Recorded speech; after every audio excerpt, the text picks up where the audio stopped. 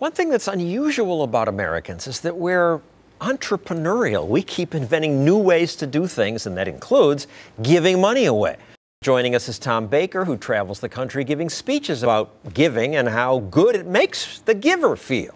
You travel the country telling people that you'll be even happier if you give to people like her. Absolutely. I think there's a sense of fulfillment, both personally and professionally, by giving back, by staying active. And my book came out 3 years ago now, and my goal really is to inspire a whole generation to lead, to serve, to make a difference in their communities. Your book is titled Get Involved, Making the Most of Your 20s and 30s. Right. Yeah. What's wrong with your 40s and 50s? My mom always tells me that too, John. There's a lot of great ways to give back. You know, actually, I work for Big Brothers Big Sisters, and we see a lot of our volunteers who usually get involved either in their 20s or maybe in their 50s after they've had kids leave home and go off to college. So those are kind of the two core areas where we see people giving back. So I'm a big believer in people of all ages giving back, making a difference, staying active, staying away from the couch, and avoiding video games and movies and really... And is there evidence that that improves their lives? Absolutely, yeah. I mean, we see evidence on both sides, and Big Brothers Big Sisters is the #1 evidence-based program for mentoring. On both sides, giver and receiver. Absolutely, yeah. Our mentors, and I'll tell you too,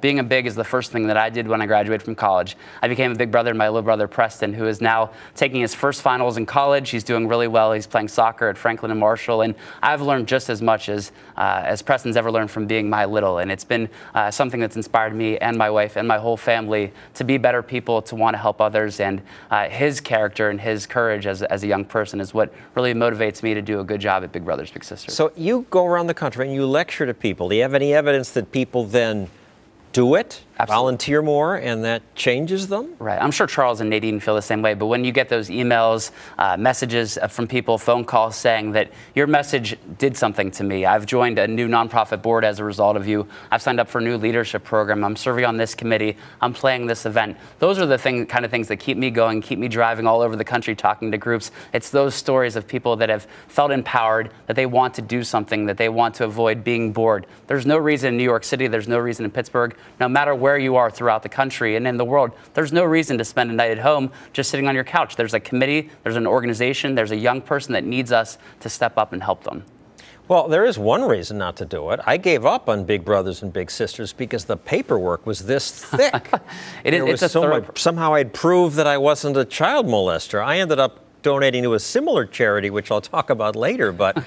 You're right. Child safety is our #1 concern. And when I was becoming a Big back in 2002, I also became the director of a daycare in Lancaster County in Pennsylvania.